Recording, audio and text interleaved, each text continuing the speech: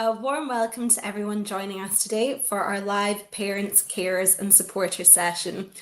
We'll be with you for the next hour or so to chat through how to best support your child or dependent through the application process and help prepare them for their arrival at Glasgow. Our lovely panel here will be covering topics such as admissions, accommodation and the support available at the university. If you are watching this live, you can also ask us questions through the text chat and colleagues behind the scenes will do their best to answer. I'll just take a wee moment to introduce everyone. So I'm Abby and I work in the UK student recruitment team, and I will pass you on to Kirsten. Hi everyone, welcome to this session. I'm Kirsten Swankie, I'm Head of Admissions. Fab, thank you Kirsten. Now Anne. Hello there everybody, I'm Anne Wilbur. I'm based in External Relations and I support prospective students in their journey to Glasgow through various peer-to-peer services and projects. Perfect, thank you Anne. Shirley? Oh, Shirley, I think you're on mute. There's the first glitch. Hi everyone, I'm Shirley and I'm the Allocations Manager in Accommodation Services. Thanks, Shirley. And last but not least, Mara. Hello, yes, I'm Mara Dougal. I'm a Student Support Officer, one of a team of Student Support Officers embedded throughout the university in providing an extra layer of pastoral support for students.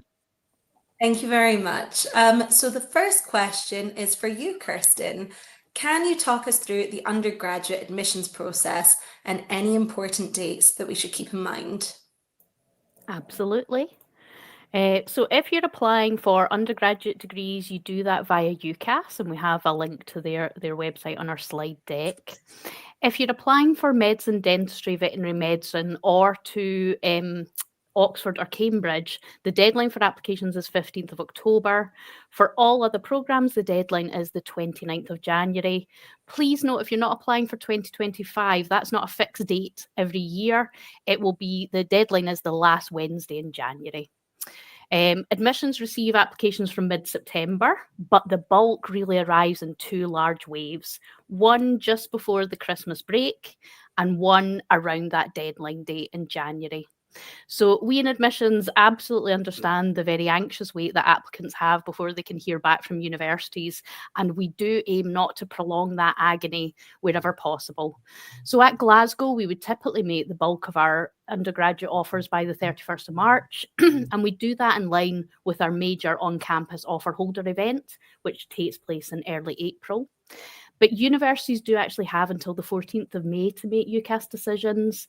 In some cases, there are just overwhelming volumes of applications, and that means that admissions teams are flat out right through May up until that final deadline. Universities are aware that decisions shared in May could fall during an applicant's examination diet. So they are very careful around when they do provide or release some of those decisions, and they do everything they can to avoid bulk decisions coinciding with major exam dates. When you do receive an offer, you have until the 4th of June to make decisions on your firm, so your first choice, and insurance, a backup choice option. Firm options open up additional eligibility, like applying for accommodation, and our expert Shirley is going to tell you a little bit more about this today. Typically, we're issuing conditional offers, and those have very specific conditions. And when we receive examination results in July and August, we can confirm those offers.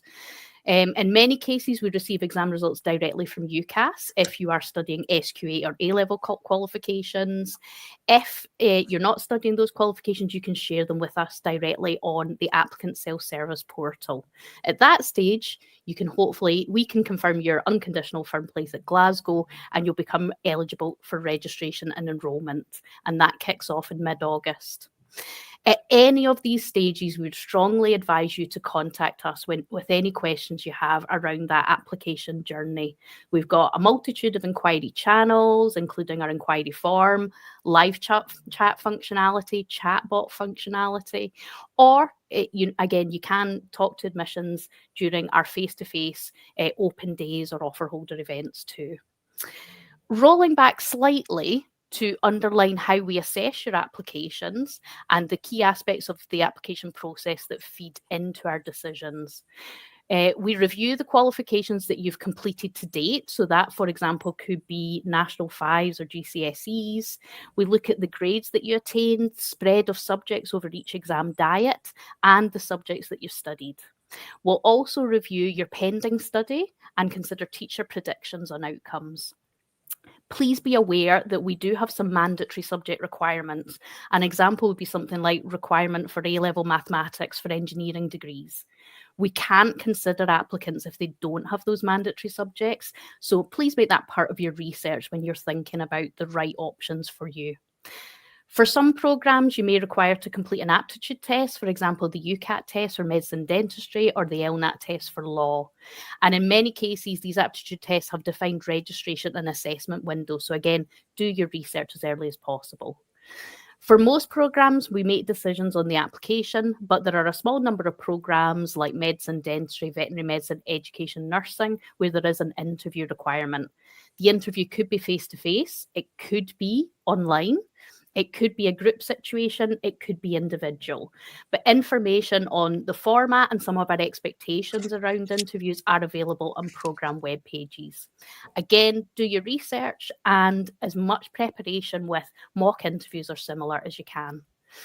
The personal statement provides you with an opportunity to understand whether your chosen subject or area that you wish to progress into is the right fit for you. So we absolutely benefit from the time that you take to assess how suitable you are for your programme of choice.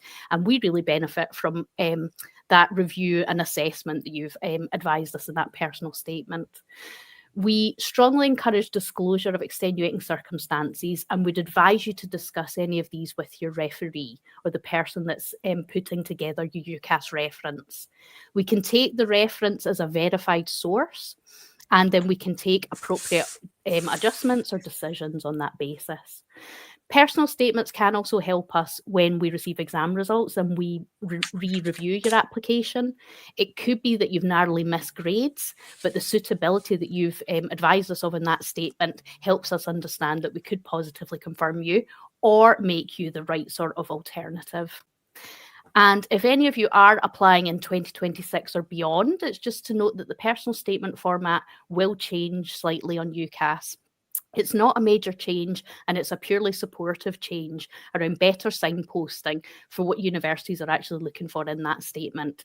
So instead of one statement, there'll be a breakdown of 3 different elements, and again, just signposting and guidance as to what you should put into each. So again, not to be concerned, but just for a bit of awareness.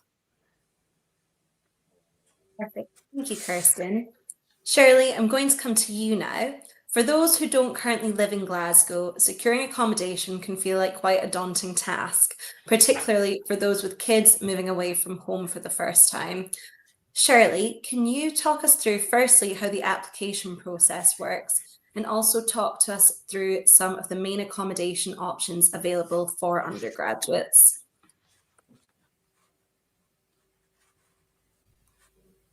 Oh, I think you're on mute again, Shirley.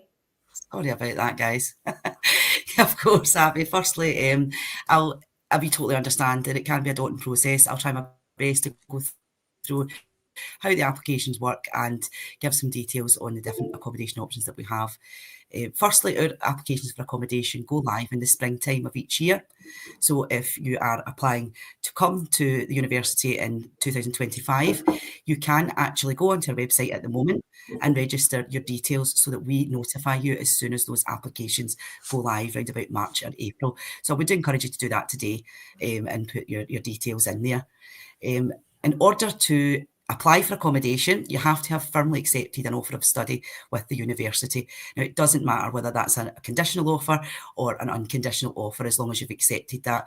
We do sometimes get asked, what if Glasgow's my insurance choice? And unfortunately, you're not able to make an application for accommodation until that offer of study has been accepted. So as part of the application, you will be asked to identify 6 preferences from the wide range of accommodation options that we've got available. I will go through that shortly. just to reassure you as well, there is a human being looking at every single application that we get. So there will be opportunities within the application to identify whether you have a medical condition, if there's any support that you might need while you're living in residence. And also there's an additional information section that you can use to put down absolutely anything. So it doesn't matter how small it is. We've had people that might want to be with people from the same course. They've identified they're vegan. They want to share with another vegan.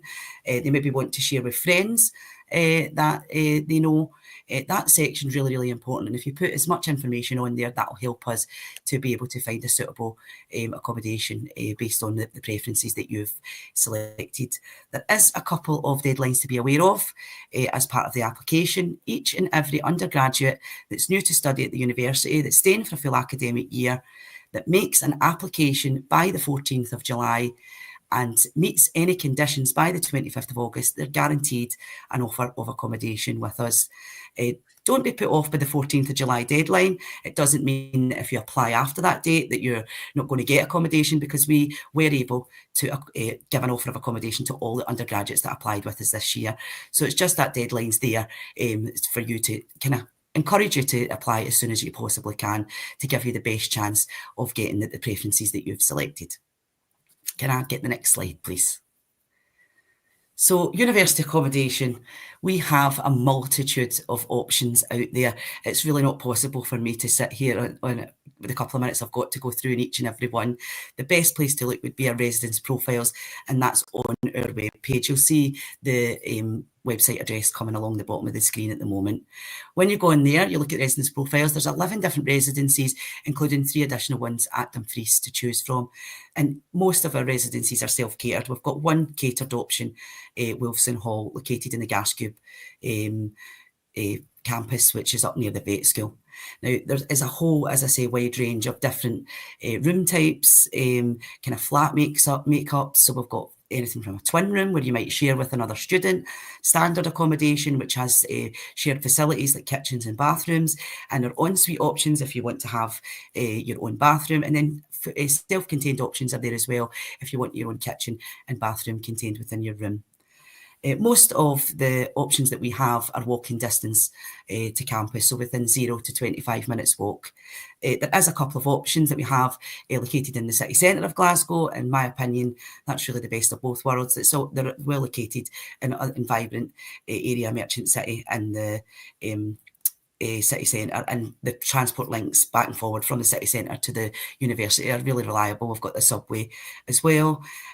Also note that if you are have a home address in Scotland, which you will have when you move to residence, you're entitled to a free bus pass, which entitles you to travel all over Scotland, not just the area that you live in if you're under 22. So you can apply for that through the government website as well, so note that. I think there's a lot of real great benefits to living in the university accommodation, and the main one for me is it's giving you that full University of Glasgow experience. You're going to be living with people that are in the exact same boat as you. You've got a real opportunity to make lots of friends, and it really is, you're part of Team UofG, and it's the main thing for me. Now, you as parents will know how much you're paying for gas and electricity at this moment in time. I've been a bit shocked to see how much I'm actually now paying since the colder weather's coming in. Well, you don't need to worry about that. Your child or the young person that you're looking after, that's all paid for. It doesn't go up and down as the kind of market it takes. And the Wi-Fi, personal contents insurance as well is also included. So it's real peace of mind for you as well. I hope that's helped for your accommodation. Thank you. Anne, I can't tell I'm a bit nervous. Anne, what would you recommend parents or guardians do prior to arrival at the university to ensure they have all the information that they need? Well, there's a lot they can do to support, and the first thing is not to worry. And it's great that you're on this Q&A today, so that you'll get lots of information and you can watch it back as well. What I would recommend is, number one, look out for our emails. Make sure they're not going into junk mail, and make sure that your young person is aware of them and that they're reading them. And you can start conversations about, have you received it? What did you think? What are you starting to feel about Glasgow now? The emails are full of great content. giving you an idea of the university, the theme. So they map the student journey, and at different times of year, they'll have milestones in or reminders, and they're really, really relevant to the student journey. So the e-coms are really important, but they need to be read. So you can start that conversation with your young person. In the emails, they'll have deadlines, and they'll have information on open days and events. So you can come along to our open days. And that's the second thing. So look out for your e-coms, come along to the open days. The open days have a great vibe at Glasgow. Everybody's there. There's academic staff, non-academic staff, students, clubs, societies. It's the one chance to ask all the questions that you want to and just get a feel of the place to see if you and your young person feel at home there and you like the spirit of Glasgow. The actual campus is gorgeous. If you haven't been to Glasgow and you come up for an open day, you're totally in for a treat because we have the most beautiful campus. It's just gorgeous walking onto it every day. So you've got general open days that you can come along to, and they'll be quite busy and quite general. If your young person is made an offer, then you'll be invited to an offer holders day. And ours is on the 1st of April. So that's further down the line. So you think, right, I've been made an offer, so I might be coming to Glasgow. So then your questions could be quite different. They could be quite more detailed and more bespoke. You definitely want to drill down into the course that you're going to do or the accommodation that you might want to choose. On this time, you might want to find out more about the area nearby. Do you like Glasgow as the city? Do you think you could live there and your young person could live there? So it's that fact finding. So the offer holder days are really important as well. And again, invitations to the offer holders days are sent out in the e-coms. So it's having that conversation all the time with your young person. They're going to have a lot going on in this final year. Exams, proms, parties, a bit nervous. It's quite daunting to not know where you're going to be or where you're going to live. And what you're going to study the following year. So there's lots going on. So if you can just nudge and have these gentle conversations, that can make a big difference. We understand we might have an international audience and not everybody can come to every open day. It's also quite expensive if you're coming up from England as well. So we've got an online undergraduate open day in May as well, and the details will be on here, and you can always check our website as well. And we've also got regular in-person campus tours. So if you can't make an open day, you can't make the online one, or you want to do all of them, then that's equally good. You can also come along and sign up for one of the campus tours. And that's done by one of our prospective students and just takes you around the campus because it's getting a feel of the place. So whilst there won't be academics there, you just still get a feel of the place and what you think of the campus. We've also got online information sessions set up for our UK students and then separate ones for our international ones. So there's a lot going on. And we also have student live sessions led by our students. So there's a lot of information that you can gather and start gathering about what you think of Glasgow, what your young person thinks, and getting all the information that you need so that when you do make that decision, it's an informed decision. I've also got a lot of content online covering life as a student, and that's from our peer-to-peer content from our students. We've got lots and lots of vlogs, and we're continually putting things out there. We do Instagram reels, so you can sign up to our socials. There's lots of tips on joining Team UofG, the transport, the shopping, and just telling the story of how current students and what they think of Glasgow. We've got blogs as well, so you can grab a cup of tea, read some of the blogs. Our students write, we've got about 80 blogs at the moment, and our students write about what they want to write about. It's really impartial, so we don't edit anything. They can say exactly what they want to say. They talk about life at Glasgow as well, day trips from Glasgow, how not to feel lonely is one of the topics as well. They describe all the parks, they do the coffee shops, so there's lots and lots of context. So it's just doing a bit of digging and just reading all about Glasgow and encouraging your young person to do that as well, because like I keep saying, there is a lot going on, so you need to do these gentle nudges. We've also got our a podcast, which is fantastic. It's called Get to Know Glasgow. It's got different sections like student life, student accommodation, employability funding, student support, explore our campuses and discover Glasgow. You could, if you're in a journey with your young person, put that on, download it in the car. You've got a bit of a captive market. You can listen together. Then you can start asking some questions about how they're feeling and what they think of Glasgow, and if they need any help with anything or any advice from you. Or you could just listen to it if you're taking the dog out or just going for a wander, just listening to the podcast. There's some really great content, and it's students, made by students for students, but there's some really nice information in there for parents as well. And then the last one, before I stop, is our Unibuddy community. We've got our peer-to-peer community, and they're online, and you can ask them anything about life as a student at Glasgow, and they answer online. You just download an app, you can see it all on our web pages, and they will answer questions on anything, and it's just a fantastic resource. And I think that's everything, so I shall hand back. That's great. Thank you, Anne. Kirsten, we'll be coming back to you. So for any parents of international students tuning in, are there any tips you can provide in terms of applying for a CAS? Yeah, so if you are a non-UK student and you don't have a visa to study in the UK, you will require to apply for a student visa through the UK Visa and Immigration Authority. To start that visa process, we require to issue you, we admissions, or we University of Glasgow, require to issue you with a confirmation of acceptance of studies, and we abbreviate that as CAS. And you'll hear that or see that terminology from us in a lot of communications. The CAS will come to you in an email format, and it's really just a collection of lots of data points, collating all of the information that you shared with us through your initial application and the documentation that you've shared through that journey. It provides you with all of the detail that you'll need to make your visa application. So it includes things like your personal details that we've collated from your passport, your qualification details that we've received through your examination certificates or English language qualifications. And we also detail lots of specific information about your programme. So the specific programme name, where on our multitude of campuses you will actually be studying, how long the programme is, when you will start the programme. And we also have something called a latest arrival date. We absolutely understand that it can be quite challenging for international students to get here on day one. So we have a little bit of a grace period to allow you to arrive in time.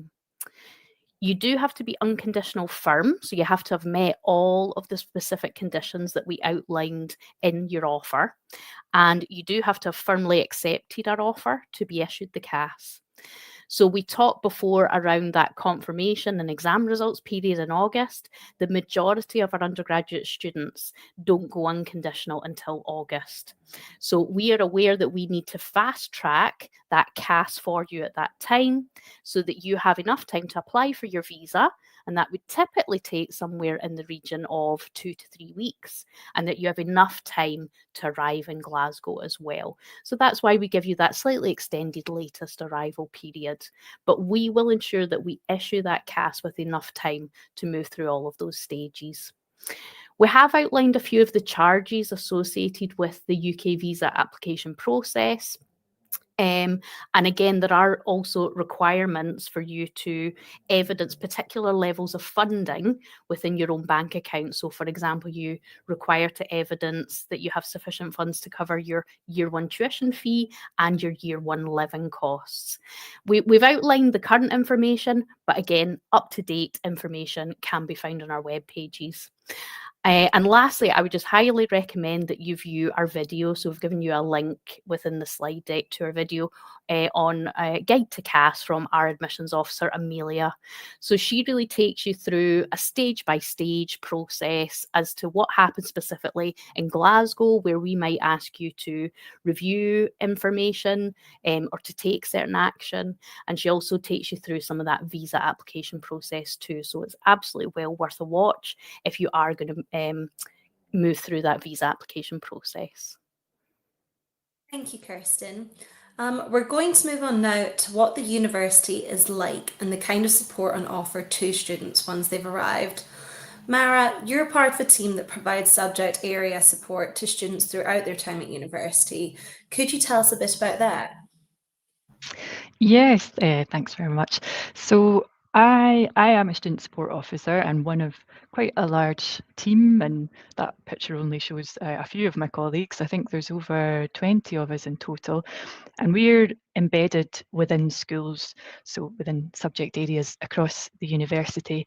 And the idea is that we can be a visible and accessible first point of contact for students whenever they encounter any difficulties at all or have questions. But aren't sure where to turn. And it's a broad remit, and students can come to us with any issues at all, whether it relates to their university experience or life outside of university. And we can help them explore a whole range of support, both internal and external, to make sure they feel as supported as possible. So we're essentially an extra layer of pastoral support within the schools. And on the slide there just gives a bit more detail with a few examples of the types of things that we assist with on a regular basis. And we work closely with the academics in our schools, and we pick up on anything that isn't strictly academic. So we provide a range of practical and emotional support, and helping with things like managing health and well-being, improving study skills, resolving financial issues, and navigating and accessing university services, which I'll talk a bit more about shortly. We help students figure out what it is they need help with and what the most appropriate resource or service is. We then make sure that they're able to access that, and we'll always follow up with them as well to check for any ongoing issues. And yeah, we're hopefully a friendly face for them to speak to confidentially.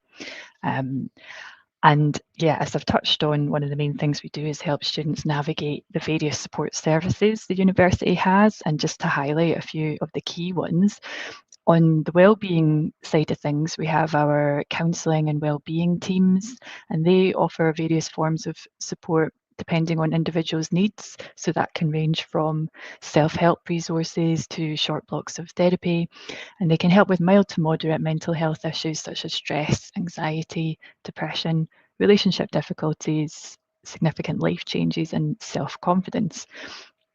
But we also run wellbeing masterclasses that equip students with strategies to manage their own wellbeing better, so empowering them as well.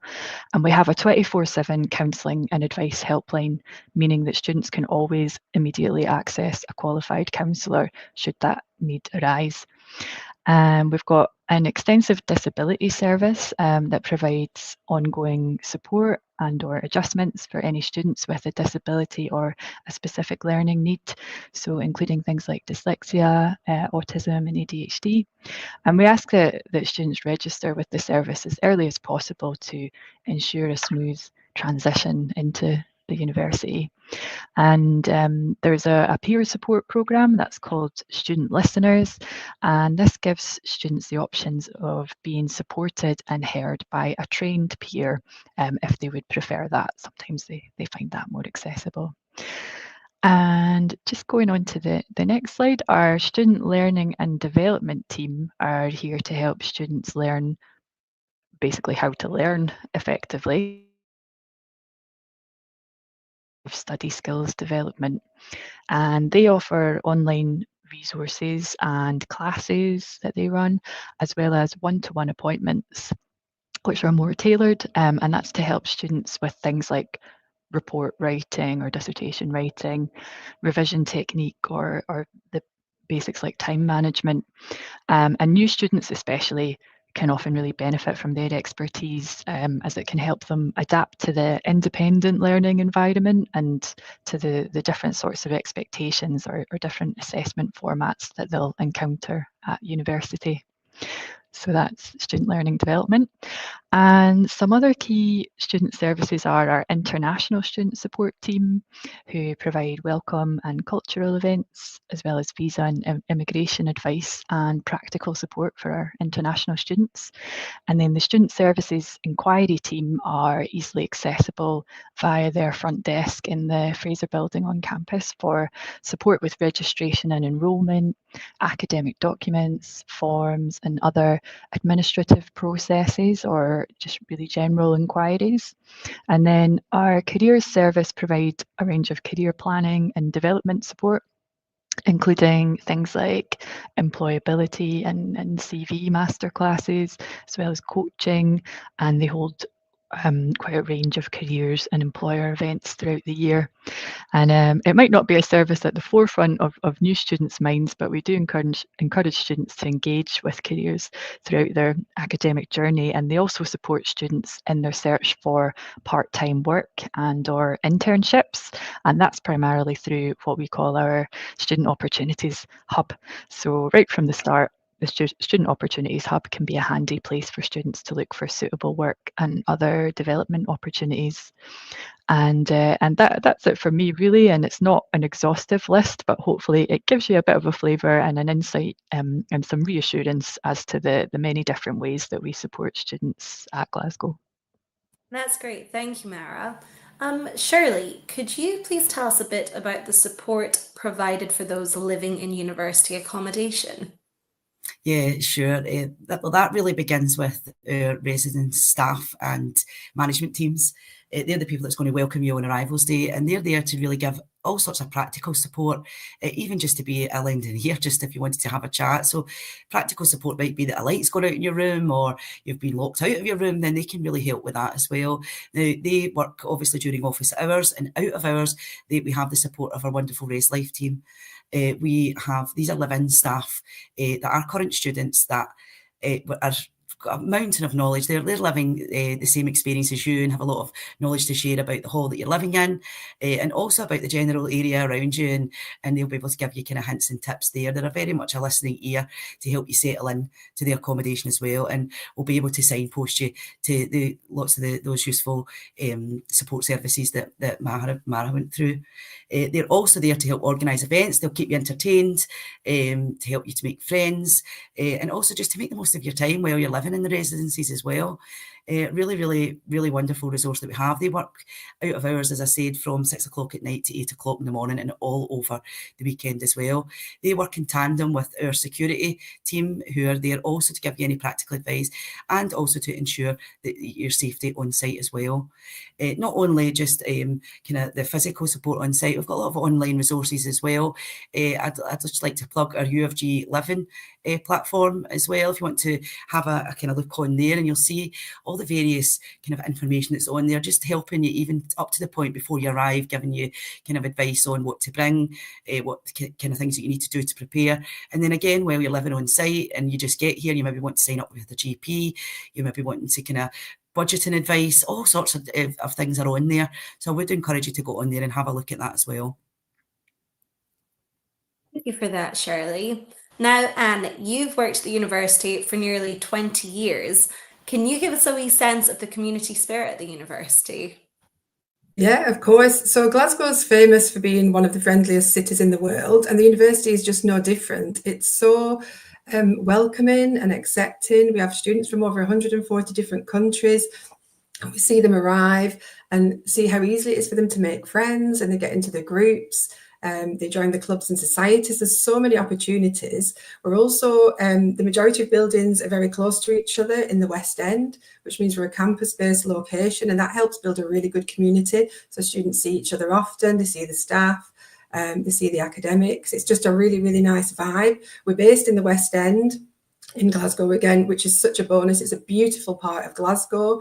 The university is linked to Kelvin Grove Park, and it's also linked, as you go down Byers Road from the university, you've got the botanics as well. So the whole area is really, really nice, but quite close. You definitely get that community feel that you belong somewhere, and just really nice eclectic bars, cafes nearby.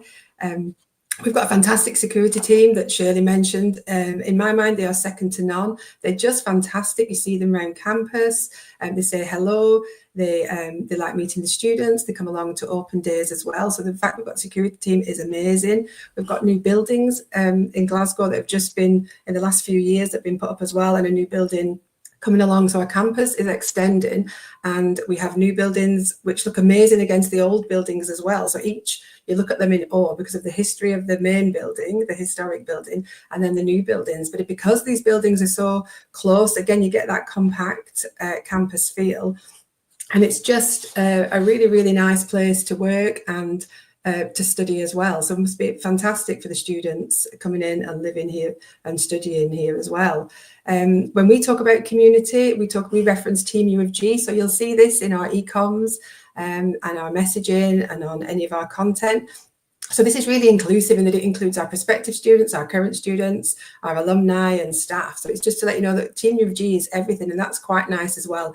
We don't have separate communities. We talk about ourselves as one big community. So if I had to summarise it, I'd just say it's really, really friendly. It's not just me saying this is what students say, and when they're talking to us and giving us feedback on their experience, it's just a really nice area, a lovely institution, and people find us very, very friendly. For many of our new students, and indeed for many of the parents and guardians tuning in, this will be their first time in Glasgow. And I guess you've already touched on this a wee bit, Anne, but could you tell us a wee bit about the city of Glasgow itself? Yes, I could talk about Glasgow all day long, because it's so, like I said, it's they've voted the friendliest city, and an example of that students tell us so often is if they ask for directions somewhere in the city, they don't get directions. That person takes them to where they want to be to make sure they get there okay, and it's just fantastic. Another thing that is brilliant is that you're in a city, but there's so many parks and green areas. So as I mentioned, you've got Kelvin Grove Park, which is attached to the university, and in the summer all the students are sat out there in the rare sunshine that we have. You can see them out there, which is fantastic, and when the snow comes in the winter, they're all sledging in Kelvin Grove Park, and that's literally seconds and attached to the university. I've mentioned the botanics, there's other parks as well, so it's just lovely that you are in a city but you're only minutes away for some fantastic parks. That's why I'd always say, if you can come up to visit and come to an open day, just do it, because it's a fantastic city visit anyway. We're Scotland's largest city and the 4th largest in the UK, so we've got amazing facilities. A lot of students come here because of the music that we've got, the festivals that take place, the clubs, the nightlife. It's just really eclectic as well. We've got lots of sporting venues. We hosted the Commonwealth Games in 2014, and we're excited that they're coming back in 2026. So if you had to describe Glasgow, you'd just say it's vibrant and there's quite a lot going on. And when I talk to students, the feeling I get back is because there's so much going on, something suits everybody. There's something there for everybody. If people want the big nightlife, they've got that. If they want the theatre, the festivals, they've got that. If they want to come and be in the mountains, in the hills in like 30 minutes and go to Loch Lomond, you've got that. So it literally caters for everybody. It's a really gorgeous city with a lot going on. And a lot of students, one of the questions they ask is about, like, how do I get around? I don't understand how I'll get around. Well, we've got our subway, which is the 3rd oldest subway in the world. It's not like the London one and the New York one, but it's cute and it gets you around places. We've also got really good rail and bus links as well. A lot of students will cycle around the area, particularly in the West End, coming from their accommodation, or they can walk, like Shirley mentioned, it's close by and you walk from the park through to the university. So the public and transportation links are really good. And if you want to visualize that, again, you can go onto YouTube, and we've got videos on that, and there's blogs and vlogs chatting about it as well. And we've also got 2 airports as well. So I'd say we're really well connected with a lot going on. Great, thank you, Anne. Definitely have to agree with you. And finally, for parents and those supporting a young person tuning in, what are your top tips for making the transition to university life as smooth as possible? And for that question, I'll just put it out to the whole panel. I don't mind going first. What I would say is get as much information as you can, because the most important thing is when you're making the decision that it's an informed one. So you've got all your facts, and you've been to see with your young person, if you can physically go, that you've gone, because there's nothing worse than making a decision that isn't informed. So I would just say gather as much detail as you can. When there's important dates or important information coming through from the universities, I would print them out, get them in a folder. And what I did in my house, I put them high up on a shelf so that nobody could move them and things didn't get lost. And I put really important dates on the calendar and told everybody, so everybody knew what deadlines were, what we needed to do by certain dates, and any open days, visits, deposits, that sort of thing. So I would say, yeah, just gather the information and be on the ball, and then the decision will be an informed one. Thanks, Anne. Anyone else? I'm happy to go, and I suppose mine are really around that application journey. Oh, sorry, guys. Have I gone out of order? Apologies. So again, I think Anne's really absolutely articulated so well some of the key points here. Ultimately, just do as much research as you can. And from that admissions angle, we would say it's much more important to focus on mandatory elements. So make sure you have that mandatory maths requirement if it is a requirement. Lots of students ask us a lot about things like offer rates. I wouldn't say that is the predominant thing to worry about. These things can change year on year, but absolutely we need to understand that you have some of those mandatories, or that you understand the process that you're about to embark on. There may be an interview element, there may be an aptitude test that you have to complete before you start your application. As Anne said really well, it's like be informed and optimize your choice. So in that UCAS application, you do have a limitation on choices. There are 5 choices, and you want to ensure that you absolutely have a place at university next year that you're going to love. This is maybe when some of those offer rates could come into place, because some of your choices could be high demand and they could be a little more aspirational. But think about some maybe safer choices where you absolutely meet all the entry criteria and you have a really good shot of offer too. For lots of areas, we do have vacancies in clearing, but that's not a given any year in every year. It just depends on what vacancies we have available over that summer period. So it is important to make sure those UCAS choices work for you and you're going to really enjoy to go to any 5 of your top choices.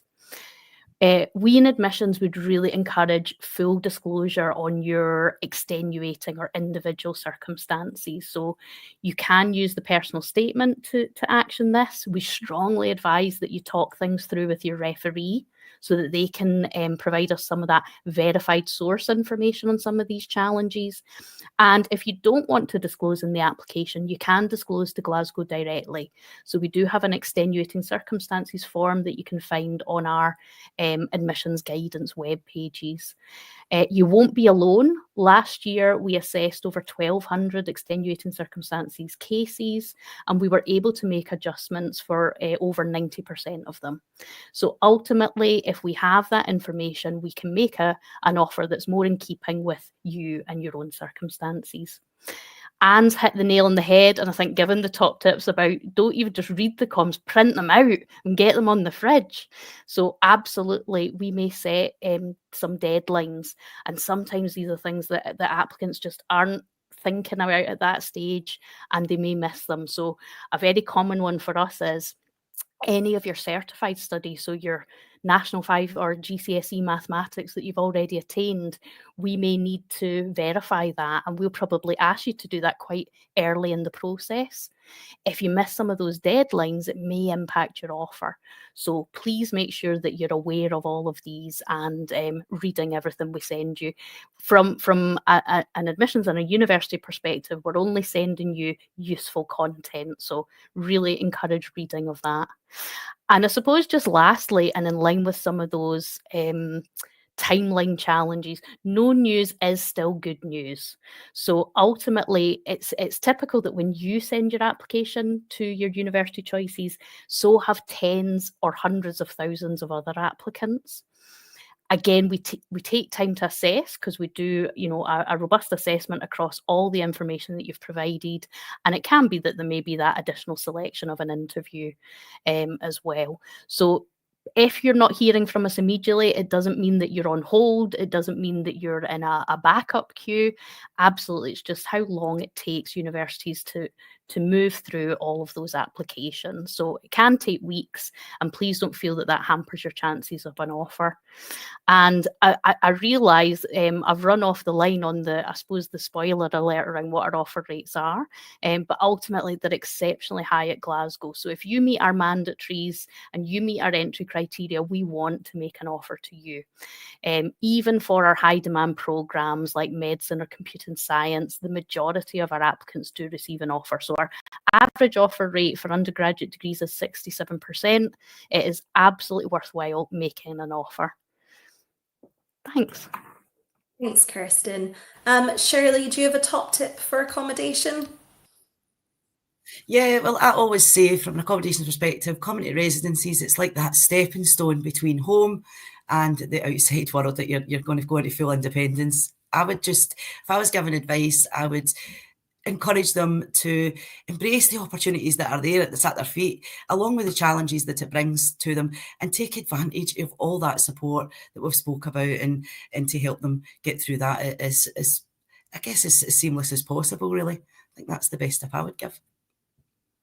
Thanks, Shirley. And finally, Mara, any top tips from you?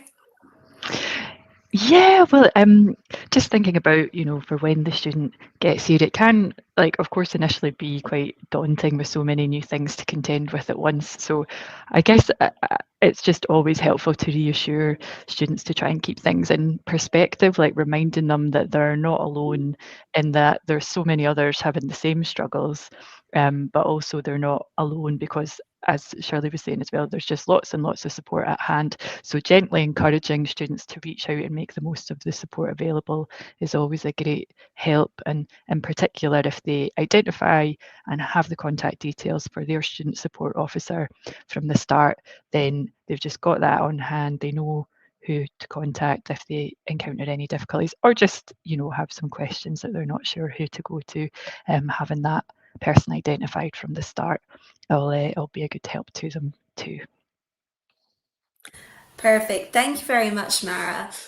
So that brings us to the end of today's live Q&A. A huge thank you to our panel, and we really do hope that those tuning in have found it useful today.